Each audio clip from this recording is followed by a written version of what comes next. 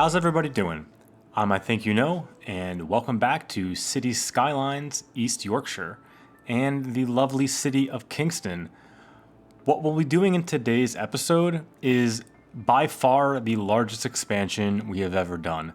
And I know I pretty much said the same exact thing before the previous episode, which you should definitely go and watch if you have not already.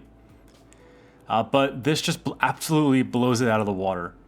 And not only is it essentially doubling the size of the city right now in this episode, but on top of that, it is by far the biggest deviation from what has otherwise been a somewhat faithful recreation of Hull, the city in real life that this is based on. But I really took a lot of liberties here and tried to build out an area that felt unique and felt like it's meant to be in the city of Kingston. What you'll be seeing first is the initial expansion of the area directly to the west of the city center and directly to the south of the train station. This is an area where I'm trying to transition the more densely, heavily built up city center from the rows upon rows of Victorian housing that will exist on the outskirts of the city. And to do that, I've gone with a lot of mid-rise and very medium density residential buildings. And I'm really kind of trying to cram them in wherever I can. I don't imagine this part of the city in Kingston being the nicest place to live. But even if they're not nice places to live, I still want to make sure their houses look nice. And I think my favorite aspect of building this part of the city out was getting to dive a little deeper into the assets that I have. I found these, I forget what they're called, they're just kind of UK style apartment blocks, and just layering a few of them up to on a diagonal next to each other, I think really plays well off the large tower block housing we built in one of the earlier episodes, and gives a nice step down. My whole goal here is to have this entire area step down the housing so that we can get to the smaller terraced housing very soon, and you're going to see a little bit of that later in the episode.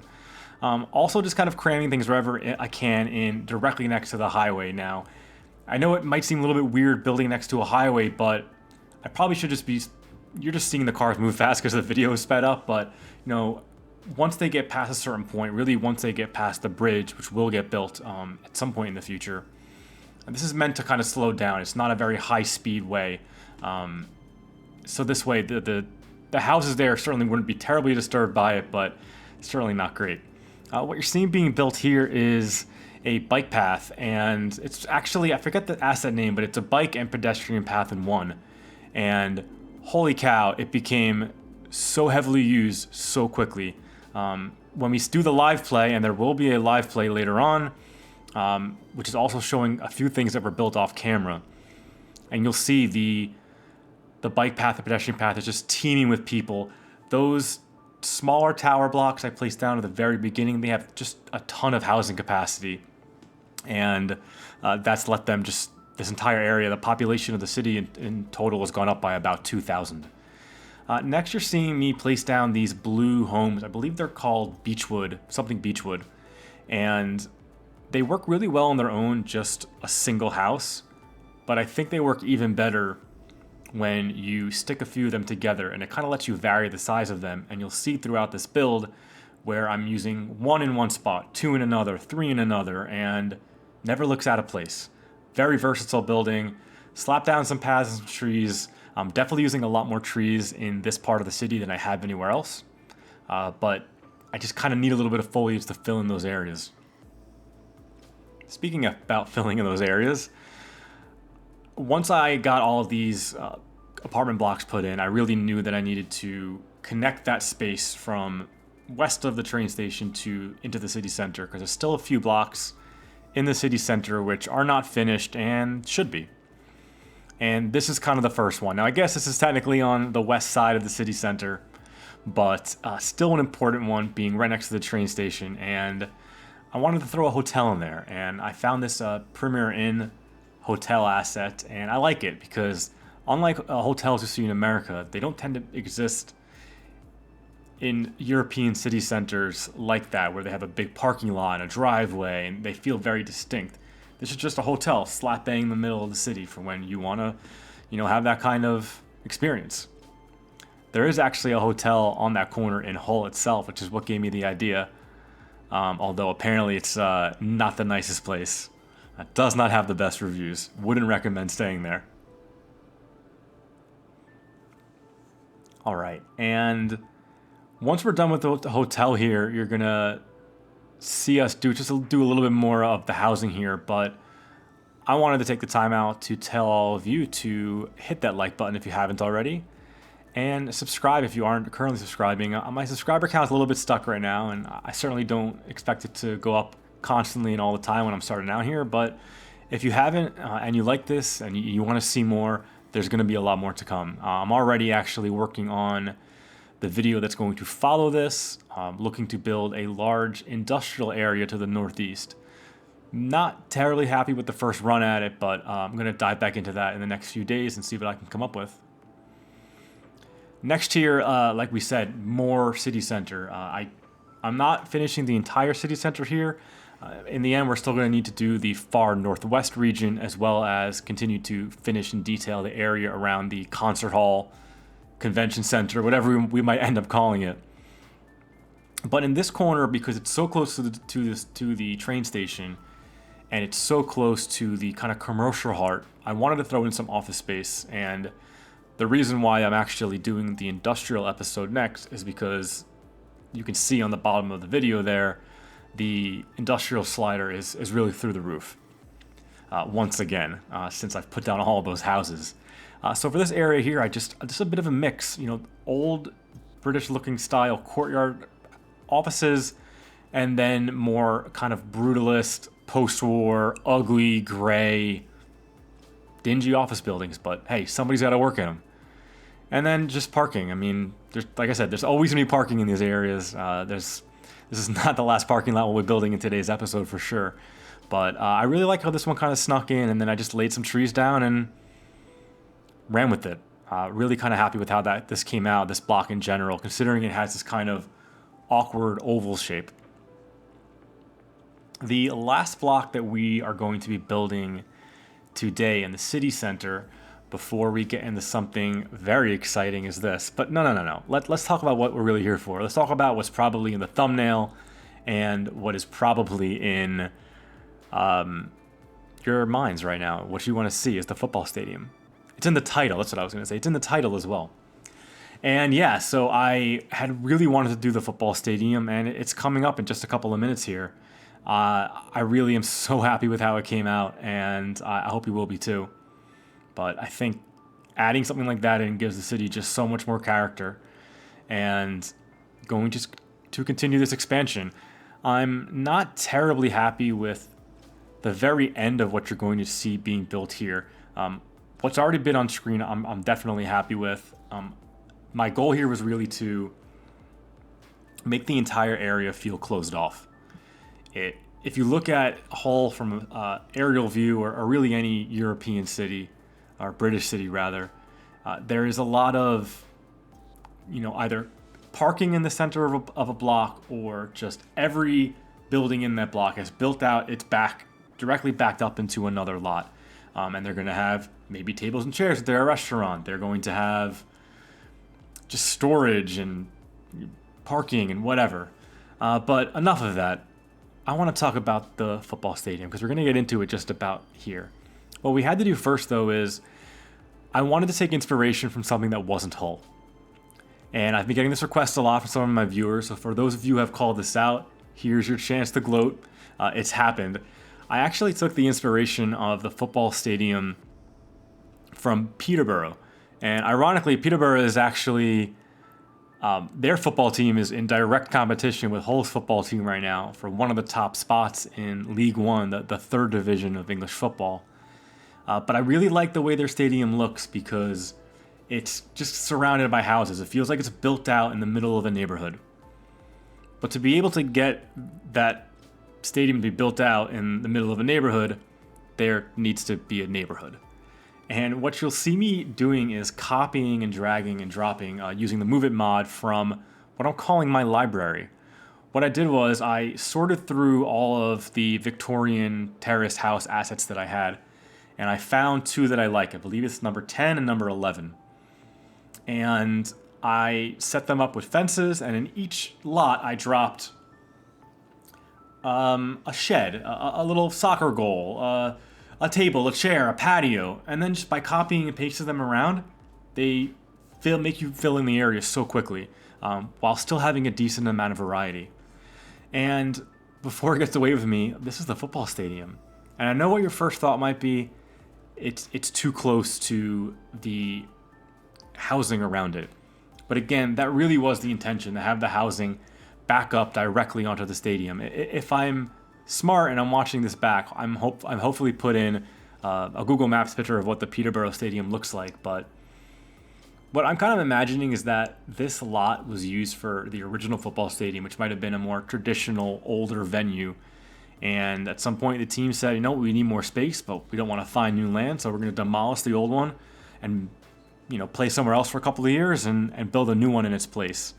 And you end up with this, not enormous, I've only gone with the medium grandstands here, but you end up with this really nice size stadium directly in this neighborhood and just right outside the city center, so very walkable for people to get there, although these assets are not functional. There won't actually be stadium events, it's just aesthetics.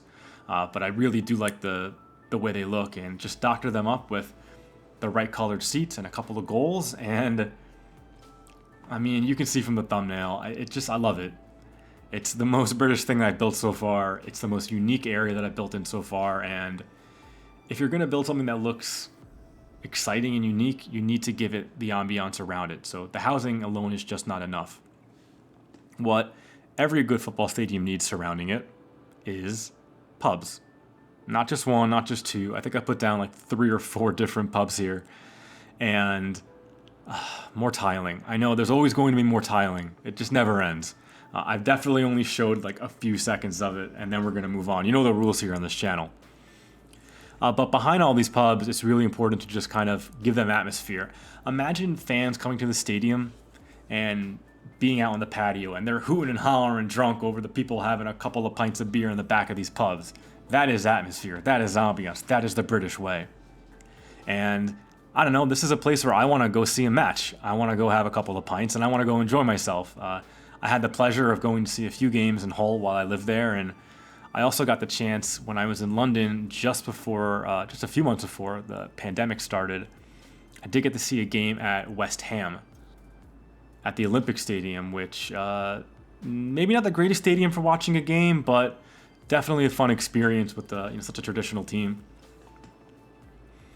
If you're going to have a football stadium, another thing you need to add to that feeling is a place to park. Now, this is definitely not meant to be parking for the people who are going to see the game, but I'm imagining that this is parking for staff, players, coaches. So I've built a gated electronic system in the front here, kind of showing that they have to buzz in to get to it. It's tucked behind the stadium. A few fences get thrown in, and it looks like a kind of a unique place to have that. I think I might build some actual parking for fans, but if I do, that'll go on the other side of the road, and we're not going to get there in this episode. What we will get to is a little bit more of using the library to build out the housing around the football stadium. I've cut out quite a lot of this footage because, frankly, it's boring, but you will see it in the live play that is going to come up here in just a few seconds. So please stick around for that. I really appreciate you being here, and the live play is really exciting. I'm going to try not to show you what's happening in next episode, but definitely what's happening in this.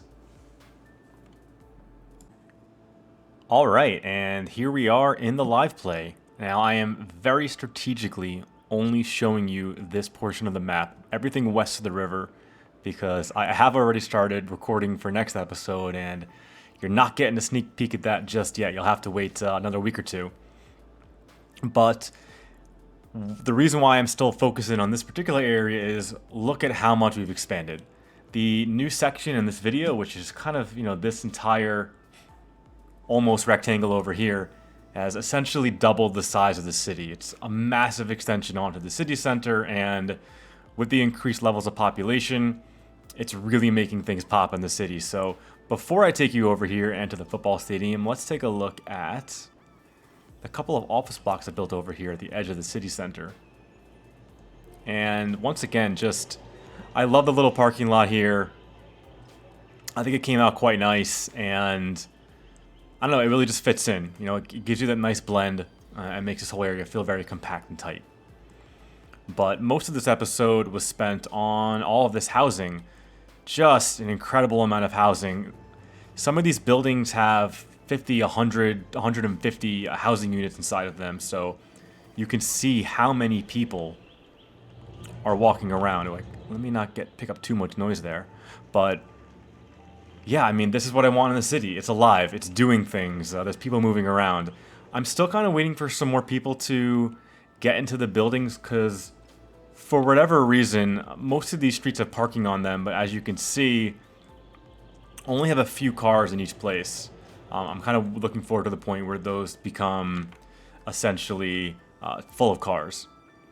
But part of this was really, again, just transition, and I really like how we're going from larger, bigger city center buildings to medium-sized housing, and then eventually to these lovely Victorian terraced houses, but still with a nice blend mixed in. I want to show you a couple of the blocks that were built off camera. So first one is a couple of the blocks facing this main road here. So I haven't built out the rest of the road network, but plan is for this road to continue to extend out and really be, you know, a focal point in the area to this side here, what is on the east in the screen, but the west in the city. And on the other side of the main road here, my plan is to put some sort of hospital complex to, again, mimic what is there in real life, which I don't really mind doing since the gem of this episode is the football stadium, which I've already mentioned ended up being a completely unique and separate from whole Inception. And I don't know, I just love it. I really do need to find a way to see if there's a way I can maybe put some of those people spawners around and make it look like it's game day, but just the way the stadium fits into the neighborhood without being completely overpowering. I think right now it might look a little bit big, but once I had the chance to build up on the other side of here as well, I think it'll fit much more into the scope of the overall neighborhood. But it just fits in great. And some more additional, this corner lot I really like. I just built this a few minutes ago off camera. And again, just tuck in some parking lots and watch it come to life. I'm extremely satisfied with how this came out. I hope you are too. And if you made it this far, hit that like button, subscribe if you haven't already, and stick around because, as I've already said, working on that next episode and hoping to get that out in 1 to 2 weeks from now. Trying to speed up my schedule here in terms of the videos because I'm getting solid feedback and the city's growing and I want to really keep pushing through it. So thank you again for joining us in East Yorkshire in Kingston, and we'll see you soon. Bye.